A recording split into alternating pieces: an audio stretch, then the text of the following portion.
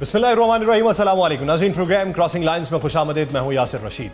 नाज़रीन, अमेरिका और ईरान के दरमियान जारी जंग अब एक नए मरहले में दाखिल हो चुकी है। दोनों ही फरीक एक दूसरे पर दबाव डालकर मैदान जंग में बरतरी हासिल करने की कोशिश कर रहे हैं। अमेरिका की जानिब से ईरान की बहरी नाकाबंदी जारी है तो ईरान ने भी आबनाए हरमुज़ को बंद रखा हुआ है, जिसके बायस मशरक़ वस्ता के इस तनाज़े के असरात पूरी दुनिया महसूस कर रही है। कहीं पे तेल महंगा हो चुका, कहीं पर हंगामी इक़दामात किए जा रहे हैं। इस दौरान ही ईरान की जानिब से आबनाए हरमुज़ में 3 बहरी जहाज़ों को निशाना बनाया गया, जिनमें से 2 को तहवील में लिया गया।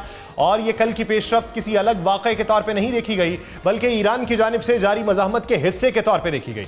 ईरान का मौक़िफ़ था कि ये जहाज़ इजाज़त के बगैर इस हसास आबी रास्ते से गुजरने की कोशिश कर रहे थे और ये कार्रवाइयां दिफाई नौइयत की हैं, जबकि मगरबी और अमरीकी हल्के इसे बराह रास्त इश्तियाल अंगेजी और समुद्री तजारत के लिए खतरा करार दे रहे हैं। दूसरी जानिब अमरीका की जानिब से ईरान की बहरी नाकाबंदी जारी है और अमरीकी सेंटकॉम के मुताबिक अब तक दर्जनों बहरी जहाज़ों की नकलो हरकत रोकी जा चुकी है। अमरीकी सेंटकॉम ने ऐसी तमाम रिपोर्ट्स को मुस्तरद किया जिनमें कहा गया कि कुछ तजारती जहाज नाकाबंदी से बच निकले हैं। अमरीकी फौज का दावा है कि वो पूरे खत्ते में मौजूद है और किसी भी खिलाफ वर्जी का फौरी जवाब देने की सलाहियत रखती है। ईरान के पासदारान इनकलाब ने भी ये वाज़ेह किया कि वो आबनाए हरमुज़ से गुजरने वाले हर जहाज की मुसलसल निगरानी कर रहे हैं और किसी भी खिलाफ वर्जी की सूरत में सख्त कार्रवाई की जाएगी। उनके मुताबिक कुछ जहाज छुप कर गुजरने की कोशिश कर रहे थे और उसी बुनियाद पर उन्हें रोका गया। यह बयानिया इस बात की तरफ इशारा करता है कि अब यह आबी गुजरगाह सिर्फ तजारती राहदारी नहीं बल्कि मैदान जंग में तब्दील है। ईरान ने आबनाए हरमुज़ के करीब बड़ी तादाद में बारूदी सुरंगें भी नस्ब की हैं और पेंटागन की एक रिपोर्ट के मुताबिक कुछ बारूदी सुरंगें मुमकिन तौर पे जीपीएस के जरिए दूर से नस्ब की गई, जिसके बायस उनकी निशानदही आसान नहीं है। इस रिपोर्ट में यह भी कहा गया कि इस आबी रास्ते की सफाई में 6 माह लग सकते हैं और इस दौरान आलमी तवानाई की सप्लाई शदीद दबाव में रहेगी। ईरान इस पूरे बहरान की जिम्मेदारी अमरीका और इजराइल पे आयद करता है। ईरानी वज़ीर ख़ारजा सैयद अब्बास इराक़ची के मुताबिक खलीज और आबनाए हरमुज़ में कशीदगी की बुनियादी वजह बैरूनी जारहियत है और ईरान ने हमेशा बैनुल-अक़वामी कानून के दायरे में रहते हुए ही दिफाई इक़दामात किए। ईरानी क़यादत का यह भी कहना है कि दबाव और नाकाबंदी के जरिए मुज़ाकरात को आगे नहीं बढ़ाया जा सकता। दूसरी तरफ अमरीका का मौक़िफ़ है कि उसकी कार्रवाइयाँ आलमी बहरी तजारत के तहफ़्फ़ुज़ और खित्ते में आमदरफ्त की आज़ादी को यकीनी बनाने के लिए हैं। अमरीका के मुताबिक बहरी रास्तों को किसी भी सूरत में गैर महफूज नहीं होने दिया जा सकता और अमरीकी अफवाज पूरे मशरक़ वस्ता में मौजूद हैं। इस दौरान पाकिस्तान अब भी अपनी सिफारती कोशिशें जारी रखे हुए है। इस्लामाबाद में वफाकी वज़ीर दाखिला मोहसिन नकवी ने अमरीकी सफ़ीर से मुलाकात के दौरान ये कहा कि ईरान की जानिब से मस्बत पेशरफ्त की उम्मीद की जा रही है और कशीदगी कम करने के लिए सिफारती कोशिशें जारी रहनी चाहिए। उन्होंने यह भी वाज़ेह किया कि वज़ीर आज़म शहबाज शरीफ और field marshal general Asim Munir खित्ते में अमन कायम करने के लिए हर सतह पर कोशिशें कर रहे हैं और पाकिस्तान का मौक़िफ़ यही है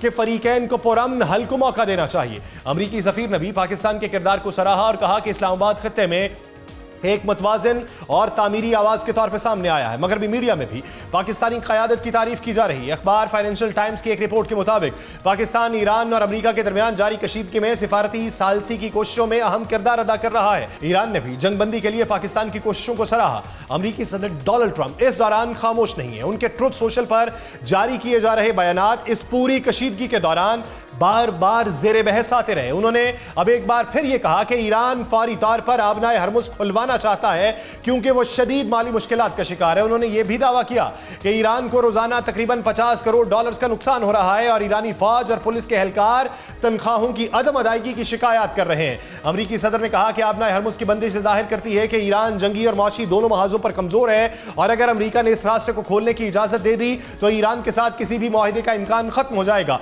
उनका मौक़िफ़ था कि दबाव के बगैर कोई मुज़ाकरात मुमकिन नहीं। ईरान अमरीकी दबाव के रद्द अमल में हर मुमकिन मज़ाहमत कर रहा है। अक़वाम मुत्तहिदा में ईरान के सफ़ीर अमीर सईद एरावानी ने कहा कि ईरान मुज़ाकरात के लिए तैयार है, लेकिन उसके लिए बुनियादी शर्त यह है कि अमरीका ईरानी बंदरगाहों की बहरी नाकाबंदी खत्म करे। दोनों मुल्क ही सिफारती दरवाजा बंद नहीं कर रहे लेकिन सिफारती मेज पर आने से भी गुरेज कर रहे हैं। ईरान की जानिब से तो जंग के आगाज के बाद ही आबनाए हरमुज़ को बंद कर दिया था, लेकिन अमरीका ने उसका जवाब ईरान की बहरी नाकाबंदी करके दिया और यूं अब जंग तो रुक चुकी है लेकिन कशीदगी अब भी बरकरार है। अमरीकी सेंट्रल कमांड के मुताबिक नाकाबंदी के बाद दर्जनों ऐसे बहरी जहाजों को वापस लौटने पर मजबूर किया गया जो ईरान की बंदरगाहों की तरफ जा रहे थे या वहां से निकल रहे थे।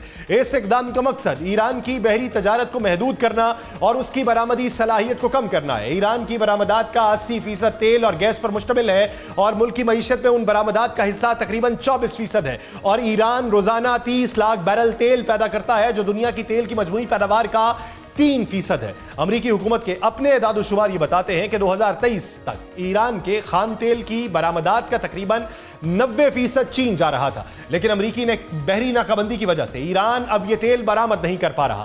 یوں عملی طور پہ اس ناکہ بندی سے چین بھی متاثر ہو رہا ہے۔ ایرانی حکام کے مطابق جنگ اور موجودہ کشیدگی کے نتیجے میں اب تک تقریباً $270 ارب کا نقصان ہو چکا۔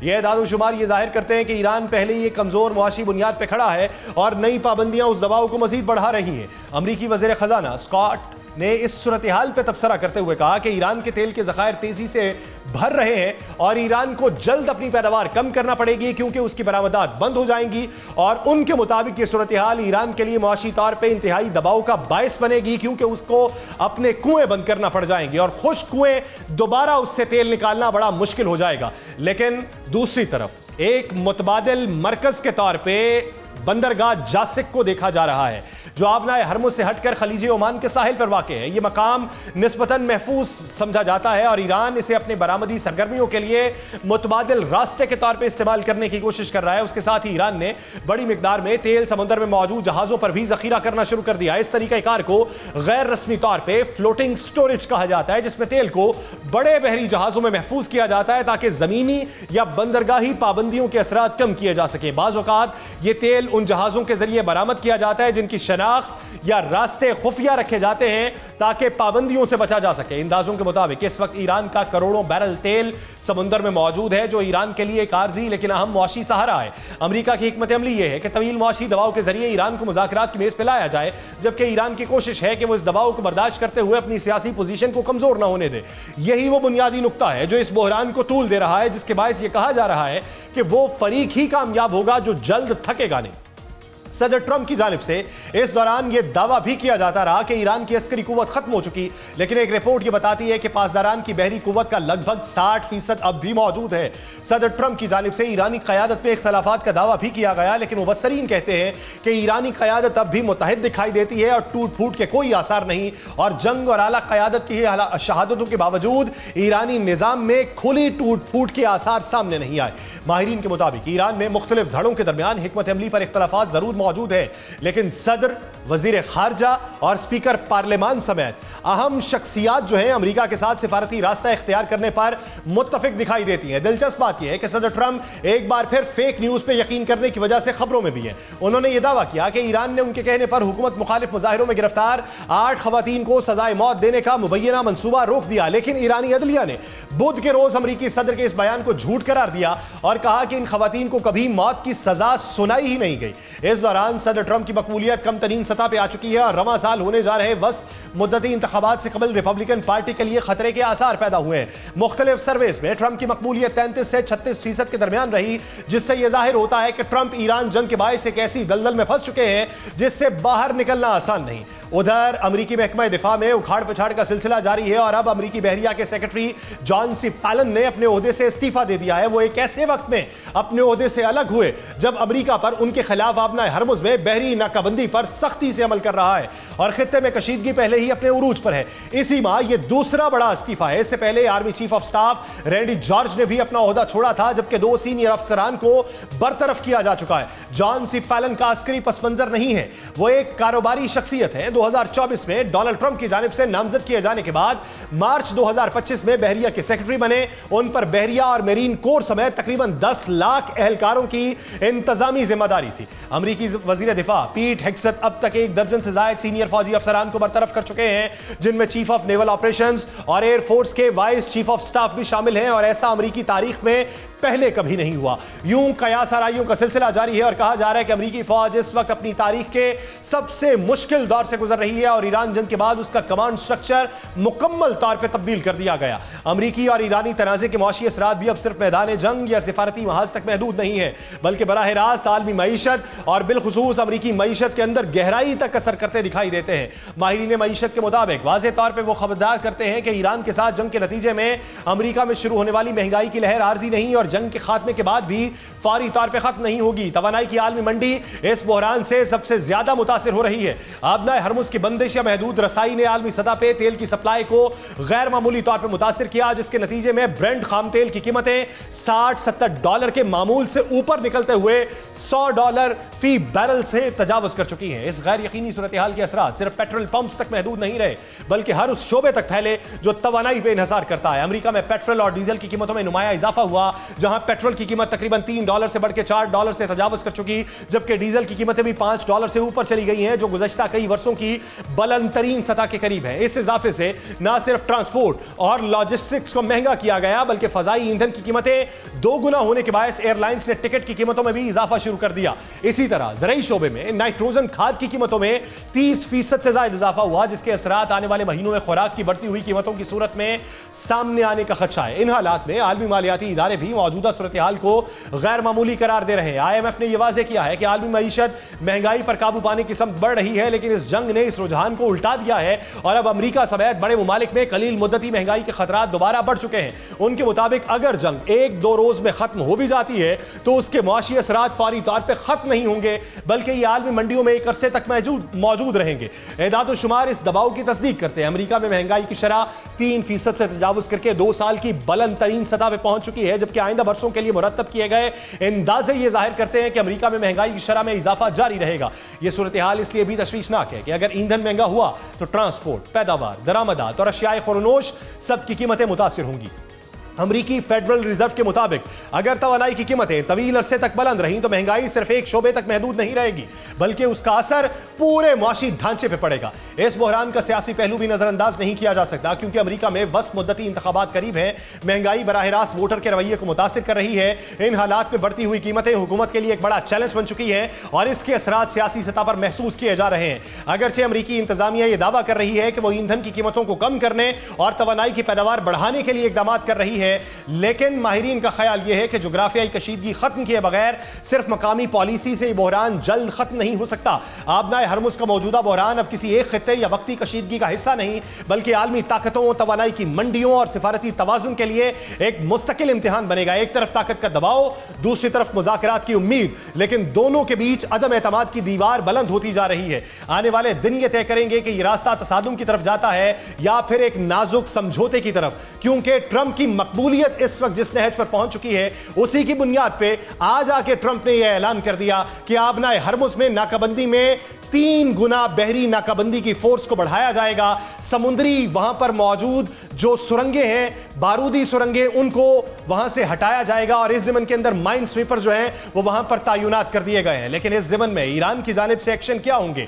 آنے والے دنوں کے اندر مذاکرات کی میز پہ کون بیٹھے گا؟ اسی منظرنامے پر مزید احاطہ کیا جائے گا، لیکن ایک شارٹ بریک کے بعد کہیں نہیں جائے گا۔ Stay with us. Welcome back ناظرین، موجودہ جو صورتحال ہے اسی پہ مزید بات کریں گے۔ ابتدائی میں مفصل ہم اس کا ذکر کر چکے ہیں، تو اس کے جو ایف این بٹس ہیں اس کے اوپر بالخصوص روشنی ڈالنی ہے کہ ڈونلڈ ٹرمپ کو حاصل کیا ہو رہا ہے یا ایران کیا حاصل کر رہا ہے، کہ اگر مذاکرات میں توقف مزید آتا ہے تو پھر دوسروں کو کیا بھگتنا پڑ سکتا ہے۔ اسی بارے میں بات کریں گے۔ اسٹوڈیو میں ہمارے ساتھ موجود ہے ماہر بین الاقوامی امور جاوید رانا صاحب۔ جاوید رانا صاحب، بہت شکریہ آپ کے وقت کا۔ اور ہمیں TRT سے نیوز ایڈیٹر استنبول میں موجود ہیں امیر سلطان صاحب، انہوں نے جوائن کیا۔ امیر سلطان صاحب، میں آپ کا بھی مشکور ہوں۔ رانا صاحب، سب سے پہلے آپ کی طرف آتا ہوں۔ میرا ایک سوال ہے کہ ہر روز ایک نئی ٹویٹ آتی ہے، ہر روز ایک نیا منظرنامہ ہے، ہر روز ایک نئی جنگ کی ابتدا ہے، ہر روز پھر یہ بات ہے کہ نہیں کل بات ختم ہو جائے گی، کل مذاکرات کی میز پر آئیں گے۔ تو یہ جو اس وقت کھیل جاری ہے یہ کس حد تک فائدہ دے رہا ہے امریکہ کو اور بالخصوص ڈونلڈ ٹرمپ کو، یا ان کو کتنا نقصان دے رہا ہے؟ دیکھیں، فائدہ تو خیر اس کو نہیں مل رہا ابھی، چونکہ ایک امپیریل ایروگنس ہے، اس کو وہ مساج کرنے کے لیے یہ جو نیول بلاکیڈ کیا ہے، جس کی وجہ سے یہ سارے کے سامنا معاملہ جو ہے، یہ جو پیس پروسیس ہے، یہ ڈی ریل ہوا ہے۔ تو اگر یہ دیکھیں نا، ایران کی جو پری کنڈیشن تھی کہ آپ لیبنن بارڈر جو ہے اس کو انکلوڈ کریں، بعد میں ایک سیپریٹلی ٹیکٹفلی ایک جو ہے سیز فائر اگریمنٹ ہو گیا، اس کے بعد ایران نے اسٹریٹ آف ہرمز کو کھول دیا۔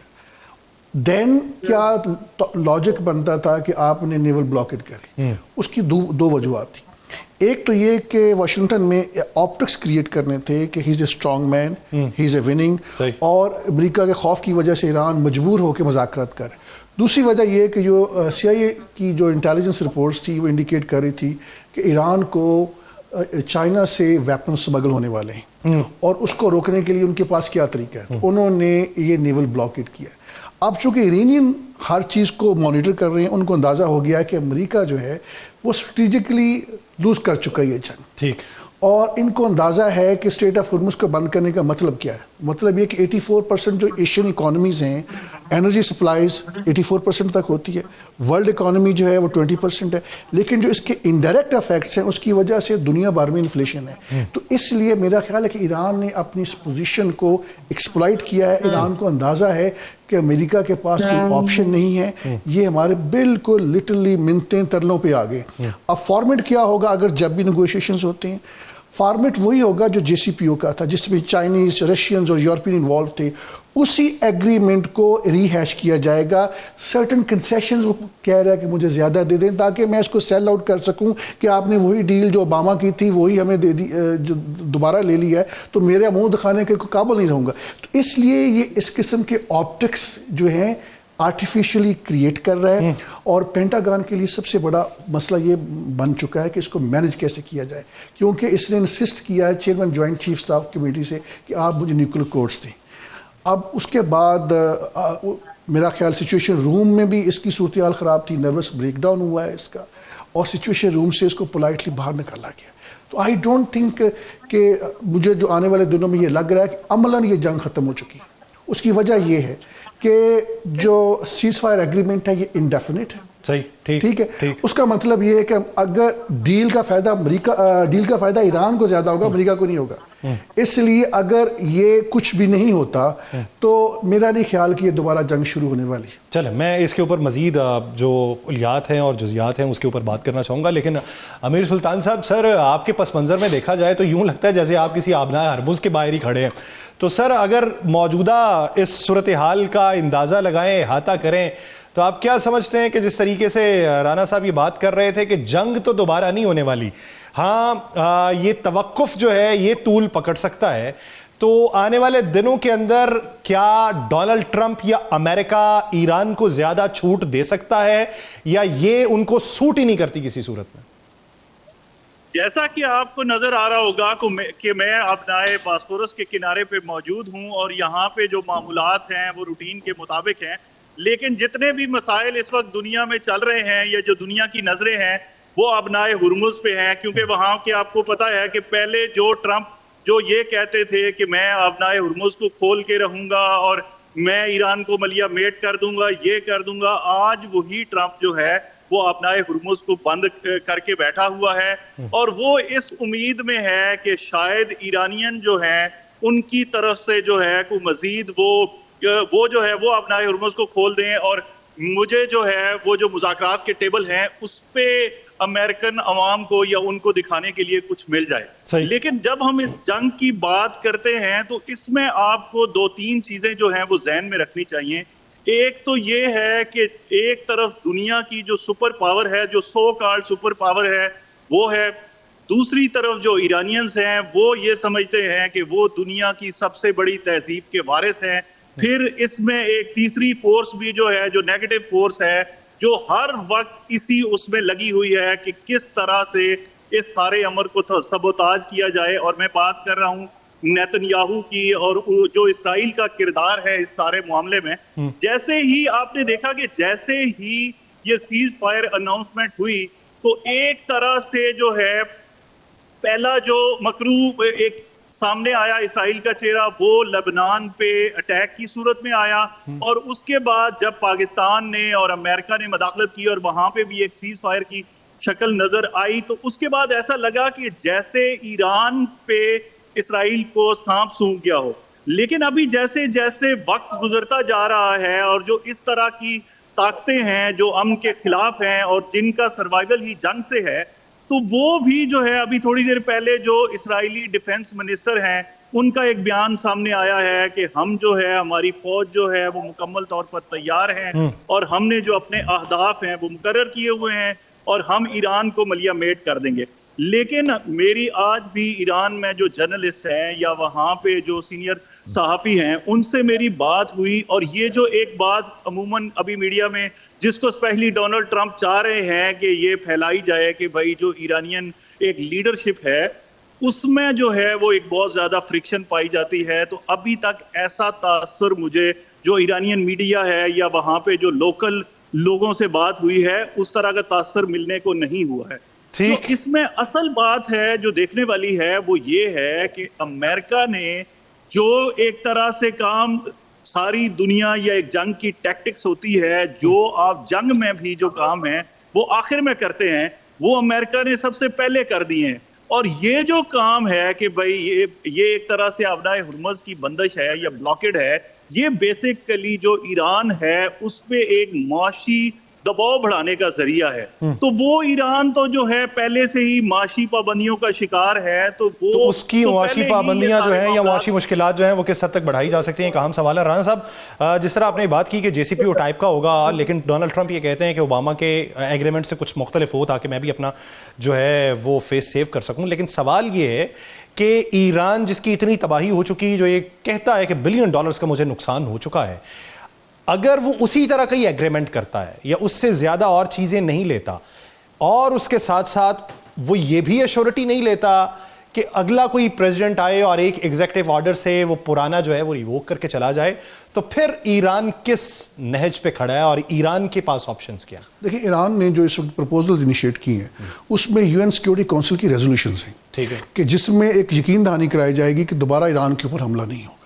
اور UN سیکورٹی کونسل کے تحت ہی جو بہت ساری پرائمری اور سیکنڈری ان کے خلاف سینکشنز لگی ہیں, اکنامک سینکشنز لگی ہیں, اس کو وڈرا کیا جائے گا.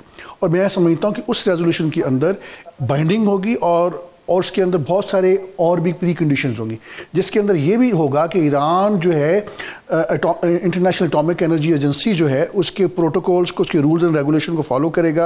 اسٹرکٹ مانیٹرنگ ہوگی کہ وہ جو 3-4% سے زیادہ یورینیم کو انرچ نہ کر سکے. اصل مسئلہ یہ ہے کہ جو 400 کلو گرام یورینیم انرچڈ ہے up to the 60% which is not very away from manufacturing grade, تو اس کا کیا کرنا ہے؟ تو میرا خیال ہے کہ جو ڈونلڈ ٹرمپ نے بات کی کہ وہ ہمیں دینے کے لیے تیار ہو گئے, I don't think that is the case. Iranians جو ہیں وہ ولنگ ہو گئے کہ وہ کسی تھرڈ کنٹری جو کہ رشیا ہو سکتا ہے اس کو وہ ہینڈ اوور کر دے, وہ ڈائلوٹ کر. دیکھیں اس وقت جو صورتحال ہے, نیول بلاکیڈ کو زیادہ دیر رکھنا امریکہ افورڈ نہیں کر سکتا. اس کی وجہ یہ ہے کہ انٹرنیشنل اکانومی آلریڈی کرپل ہو رہی ہے. اگر یہ جتنا زیادہ افیکٹو ہوگا تو عملاً یہ ایران کی جو ایفرٹس ہیں کہ ورلڈ اکانومی کو آپ کرپل کریں اس کو ری انفورس کر رہے ہیں.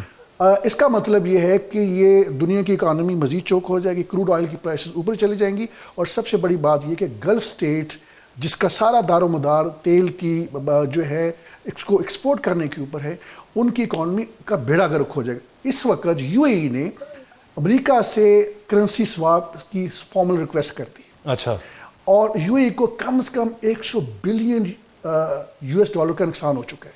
اور دیر از اے فلائٹ آف کیپٹل, کیونکہ پیسے تو زیادہ تر سارے کے سارے 2 نمبر طریقے سے آئے ہوئے ہیں وہاں پہ, اور وہ ایک, اور جو صورتحال ہے باقی ممالک کی کوئی زیادہ مختلف نہیں ہے. یہ ساری صورتحال انٹینیبل ہے. مجھے یہ لگ رہا ہے کہ at the end of the day Donald Trump is going to be chicken out. صحیح. امیر سلطان صاحب, آپ اس ضمن کے اندر کیا رائے رکھتے ہیں کہ کہاں تک نقطۂ برداشت ہے, اور اس کے بعد میز پھر سجے گی اور یہ سارے میز پہ ہوں گے؟ اچھا, ایک تو جو یہ بات ہی مجھے مذائقہ خیز لگتی ہے کہ ایران کو اتنے $1 بلین یا اتنے $1 ملین کا نقصان ہو گیا. ایران کے پاس کون سے جو ہیں وہ ڈالرز تھے؟ ایران کی کرنسی ڈالر تو ہے نہیں ہے. تو یہ جو باتیں ہیں یہ ایک طرح سے جو جس طرح سے ڈونلڈ ٹرمپ چاہ رہا ہے کہ پریشر ڈالا جائے, تو یہ ایک پریشر ٹیکٹکس ہیں جس میں ایران کو بھی پتا ہے کہ اب اگر ان کے پاس اگر ملیٹریلی بات کی جائے تو یہ بات ایران کو سمجھ آ چکی ہے کہ وہ شاید امریکہ کا یا اسرائیل کا اس طرح سے مقابلہ نہ کر سکے. لیکن جیسے کہتے ہیں کہ بس کا ورس سینیریو میں ان کے پاس ایک چیز آ گئی, آبنائے ہرمز, تو ان کا جو سارے کا سارا فوکس ہے یا انہوں نے یہ جنگ جو ہے یہ ملیٹریلی تو جیتی نہیں ہے, انہوں نے تو یہ اپنی ایک جسے کہتے ہیں کہ بھرپور دفاعی اسٹریٹجی جو ان کی ہے یا ان کی جو ایک طرح سے جنگی پالیسی بنائی انہوں نے, اس کے تحت انہوں نے جیتی ہے. اور اسی وجہ سے جو ہے مجھے نہیں لگتا کہ یہ جو ڈونلڈ ٹرمپ ہے وہ بہت زیادہ جو ہے یہ پریشر ایران پہ मेंटेन कर सकेंगे, क्योंकि अब उनके अंदर से खबरें आना शुरू, जैसे आपने देखा कल भी एक रिपोर्ट आई थी कि जो अमेरिका है वो 50% जो इनके मिसाइल्स का वो उनके पास डेपो है वो इस पे यूटिलाइज कर चुका है, खत्म कर चुका है, और जो इस जंग की एक कीमत है वो बिलियन डॉलर्स में चली गई है। और आए रोज जो है एक उनकी आवाम में एक बेचैनी पाई जाती है, और जो डोनाल्ड ट्रंप की रेटिंग है वो 30% पे है, और अभी तक जब से वो प्रेसिडेंट बने हैं वो सबसे लो उसमें है।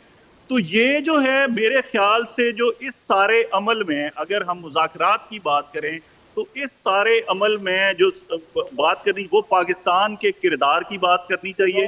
अभी तक अगर इस सारे मुज़ाकराती अमल में कोई खैर की खबर है तो वो पाकिस्तान की तरफ से है, और पाकिस्तान ने जो है अभी तक एक तरह से जो मुज़ाकराती अमल है उसको जारी रखा हुआ है। अमूमन जो मुज़ाकरात होते हैं और जो स्पेशली आपको पता है कि सफारतकारी के मामलात होते हैं उसमें जो दोनों पार्टीज होती हैं उनकी यही कोशिश होती है कि वो एक अपनी जो बात है वो अपनी बात करें, और जो बीच में एक तरह से सुलह कराने वाली पार्टी होती है तो वो भी यही चाहती है कि दोनों पार्टियों को खुश रखा जाए और एक तरह से जो है। लेकिन ये इस दफा जो पाकिस्तान चूंकि मीडिएशन कर रहा है, और पाकिस्तान सिर्फ एक मुल्क नहीं है या सिर्फ एक मीडिएटर नहीं है, पाकिस्तान एक न्यूट्रल मुल्क है, और पाकिस्तान जो है उसके पाकिस्तान की मीडिएशन जो है वो कामयाब हो तो बेहतर नतीजा जो है वो निकल सकता है दुनिया के लिए। राना साहब, मेरा एक आखिरी सवाल इस सेगमेंट के हवाले से कि आप ये देखिए कि पार्लियामान ने मंजूरी दी कि आप बहरी फीस वसूल करेंगे वहाँ से, ईरान की पार्लियामान ने, और दूसरा फिर सदर मसूद पेज़ेश्कियान ने कुछ देर पहले वो वीडियोस जारी कर दी जिसमें हमले किए गए थे। तो अब इससे बैनुल-अक़वामी सतह पे वो नैरेटिव जो इस वक्त अमेरिका बिल्ड कर रहा है कि ईरान नहीं आ रहा मुज़ाकरात की मेज़ पे, वो किस हद तक प्रो ईरान दिखाई देगा? देखिए, दुनिया भर में जो भी एनालिसिस आ रही उसमें एक बात पे कंसेंसस है कि अमेरिका ये स्ट्रेटेजिकली जंग हार चुके हैं। मिलिटरीली आपने ईरान को कितना भी नुकसान पहुंचाया, इट डजंट मैटर, क्योंकि at the end of the day जंग के बाद नताइज क्या होंगे? नताइज ये होंगे कि ट्रिलियंस ऑफ डॉलर्स की जो मिलिट्री बेसिस है, जो मिलिट्री इंफ्रास्ट्रक्चर है अमेरिका का मिडिल ईस्ट में, वो तबाह हो चुका है। उनका रडार सिस्टम तबाह हो चुका है, और जो गल्फ स्टेट्स है उन्होंने साफ कह दिया है कि आपका जो यहाँ पे मिलिट्री इंफ्रास्ट्रक्चर है ये हमारे लिए एक सिक्योरिटी लाइबिलिटी है, सिक्योरिटी अम्ब्रेला आप नहीं दे रहे। तो मेरा ख्याल एक तो ये मुझे ये लग रहा है कि अमेरिका की मिडिल ईस्ट से छुट्टी हो रही है। It is a beginning of the end of the military footprint of America. तदरीज होगी, फौरी तौर पे नहीं होगी, लेकिन फौरी तौर पे नहीं, लेकिन इट्स जस्ट अ बिगिनिंग। दूसरी बात ये कि जो पेट्रोल डॉलर है जो कि लिंचपिन है अमेरिकन इकोनॉमी का, दुनिया भर में उसकी डिमांड बढ़ी हुई है, उसको बहुत धचका लगेगा, क्योंकि चाइना ने अब दे आर प्रिपेयरिंग के जो इंटरनेशनल रिजर्व करेंसी के तौर पे युआन को इंट्रोड्यूस किया जाए। और ये सारे ममालिक जितने भी हैं गल्फ स्टेट, खास तौर पे ये यूएई और बाकी, ये they are looking for China कि आप हमें कोई सिक्योरिटी अम्ब्रेला दे। दूसरी ऑप्शन, आखिरी बात करता चलूं, कि जो प्रपोजल अंडर कंसिडरेशन है पाकिस्तान, तुर्की, इजिप्ट और सऊदी अरेबिया, इनका मिलिट्री अलायंस बनाया जाए, क्योंकि जो असल दुश्मन है वो इसराइल है, ईरान नहीं। सही, असल दुश्मन जो है वो ईरान नहीं है, इजराइल है। तो ये अलायंस बनेगा, और बिलखुसूस जो मौजूदा मंजरनामा है वो आने वाले दिनों के अंदर ऐसा नलेगा जिससे अमेरिका जो है वो अपनी शिकस्त जो है उसका सामना करे। बहुत शुक्रिया जावेद राना साहब, और इसके अलावा अमीर सुल्तान साहब इस्तांबुल से हमारे साथ मौजूद थे इस हवाले से अपना वक्त देने के लिए। नाज़रीन, एक ब्रेक लेते हैं, ब्रेक लेने के बाद मुनीर अकरम साहब हमें ज्वाइन करेंगे, कहीं नहीं जाएगा शहनाज। ब्रेक के बाद खुशामदीद नाज़रीन, इब्तदाई के अंदर जिन उमूर का तज़किरा किया गया इसी के बारे में बात करेंगे। हमें ज्वाइन किया है पाकिस्तान के अक़वाम मुत्तहिदा में मुस्तकिल मंदूब रह चुके एक्स एम्बेसडर मुनीर अकरम साहब ने। सर, आपके वक्त का बहुत शुक्रिया। मुनीर साहब, जो सिफारती ज़ुबान होती है या उसके इशारे जो होते हैं या उसके मैसेज के जो मतलब होते हैं, इससे बहुत सी दुनिया वाकफियत नहीं रखती। बहुत सौ को ये लगता है कि कोई एक पैगाम आया तो जंग छिड़ गई, कोई एक पैगाम आया तो सुलह हो गई, कोई एक पैगाम आया तो सब कुछ खत्म हो गया।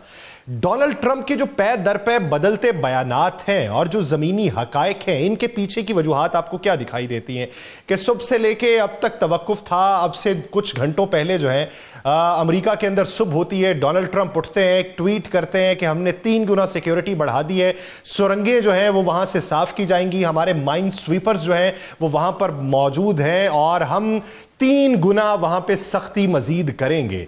کیا اس سے یہ تاثر لیں کہ ڈونلڈ ٹرمپ کے پاس جو آپشن تھے وہ سارے ختم ہو چکے، اب وہ پھر سے جنگ کی طرف جا رہے ہیں، یا پھر یہ تاثر لیں کہ یہ پریشر ٹیکٹک ہے، یا پھر ڈونلڈ ٹرمپ کی شخصیت کو سمجھنے کے لیے کسی اور عنصر کو دیکھنا پڑے گا؟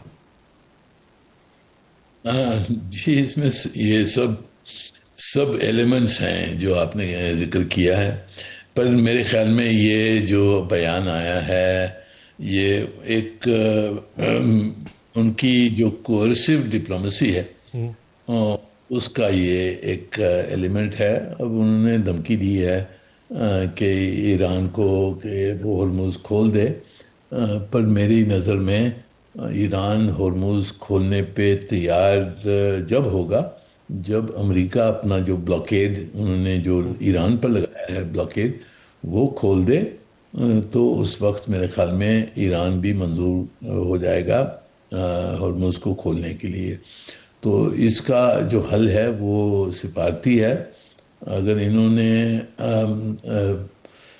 اگر عسکری طاقت استعمال کرنے کی کوشش کی تو پھر یہ جنگ پھر چھڑ سکتی ہے واپس، اور میرے خیال میں ٹرمپ صاحب کو اور جو ان کی انتظامیات ہیں ان سب کو یہ سمجھ ہے کہ اگر انہوں نے بائی فورس ہرمز کو کھولنے کی کوشش کی تو جنگ واپس جاری ہو جائے گی، اور میرے خیال میں وہ نہیں چاہتے ہیں کہ دونوں طرف نہیں چاہتے ہیں صحیح پیمانے پہ کہ جنگ واپس شروع ہو جائے۔ تو یہ کورسو ڈپلومیسی کا ایک ایلیمنٹ ہے میرے خیال میں۔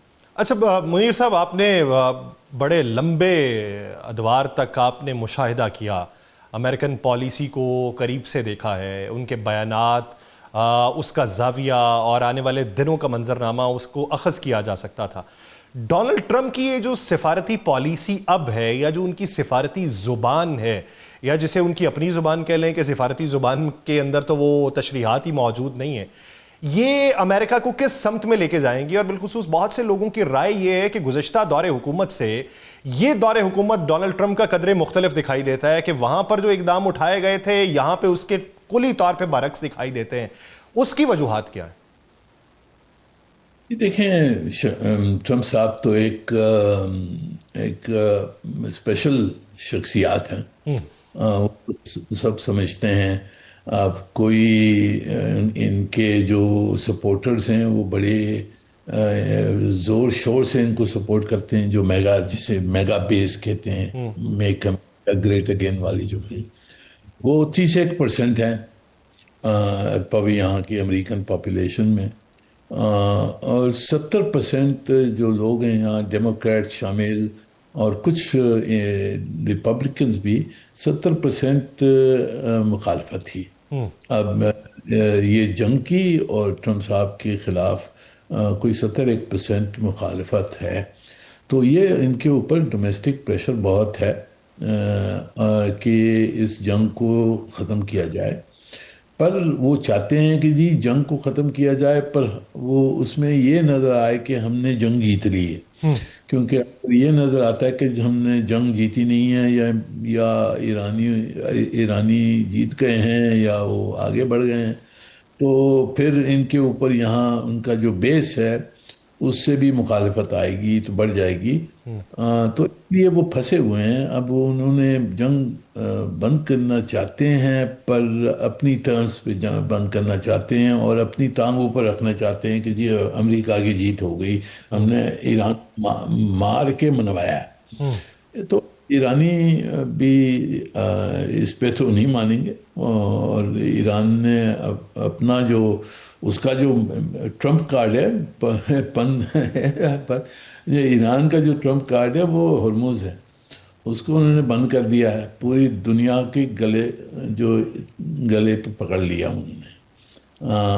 تو اب پوری دنیا یہی چاہتی ہے کہ جو ہرمز کا جو اسٹریٹ ہے اس کو ایران کھول دے۔ ایران نہیں کھولے گا جب تک کہ وہ بلاکیڈ جو امریکہ نے لگایا وہ اٹھے گا نہیں۔ منیر صاحب، آپ سر کیا سمجھتے ہیں کہ بلاکیڈ کا دورانیہ طویل کرنے کا فائدہ کیا ہو رہا ہے امریکہ کو؟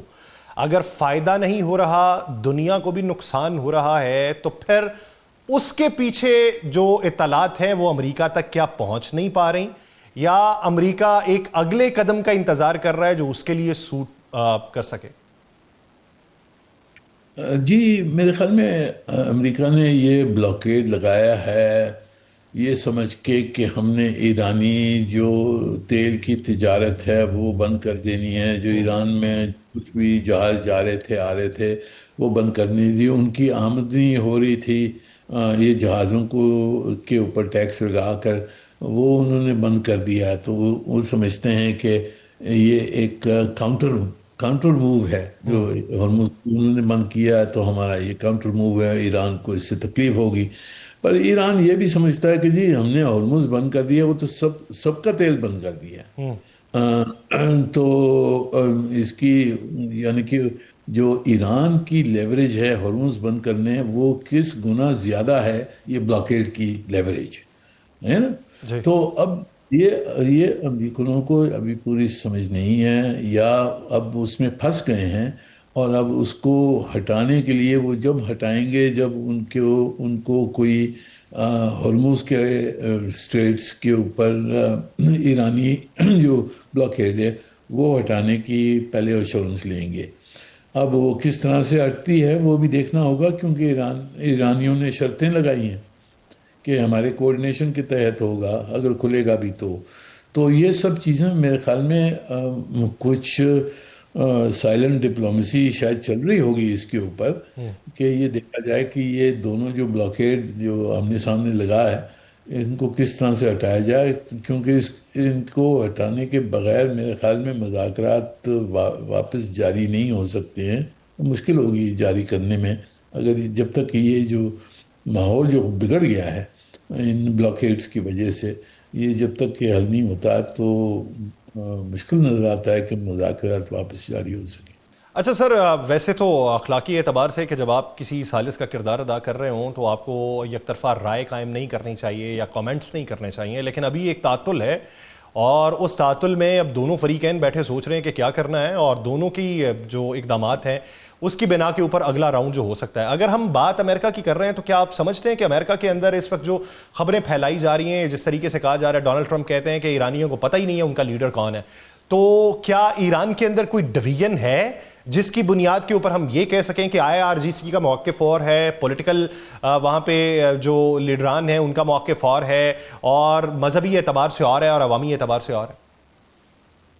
یہ دیکھیں، ایران میں جب سے یہ اسلامک ریولوشن ہوئی ہے تو ایران میں پاور سینٹرز مختلف سے ہیں، جس کا آپ نے ذکر کیا، تو وہ پہلے بھی تھے، ابھی بھی وہی، یعنی کہ پاور سینٹرز ہیں، اور اگر انہوں نے کوئی پالیسی پوزیشن لینی ہوتی ہے تو انہوں نے آپس میں کنسنسس کرنا ہوتا ہے۔ صحیح، یہ تو بالکل صحیح ہے، پر یہ کہنا کہ ڈویژن ہے اور وہ کنسنسس نہیں کر سکتے ہیں، میرے خیال میں وہ بھی تھوڑی ایگزیجریشن ہے، کیونکہ آخر انہوں نے اپنی نیشنل انٹرسٹ میں جو کچھ بھی فیصلے کرنے وہ سب کو ساتھ لینا پڑے گا، پولیٹیکل لیڈرشپ کو، جو کلیریکل لیڈرشپ ہے اور جو ملٹری لیڈرشپ ہے، ان سب کو ساتھ لینا ہوگا۔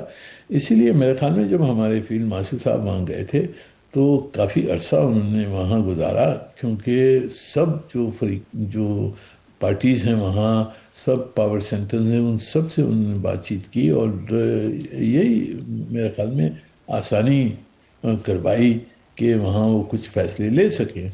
پر فیصلے ان کے ہیں، اور یہ مسئلے بہت اہم ہیں ایران کے لیے، تو اس میں ٹائم لگتا ہے اور ان کو ٹائم دینا چاہیے۔ ہم نے کوئی یعنی کہ ہم اپنی طرف سے تو کوئی جلدی نہیں ظاہر کرنا چاہیے۔ اچھا سر، ایک چیز بتائیے، ایران کے تعلقات جو ہیں وہ چائنا اور رشیا کے ساتھ بہت اچھے رہے، لیکن اب موجودہ صورتحال کے اندر اگر آپ دیکھیں تو جتنی بھی تیل کی ترسیل ہوئی ہے اس بلاکیڈ سے پہلے وہ یوان کے اندر پیمنٹ ہوئی ہے چائنا کے اندر۔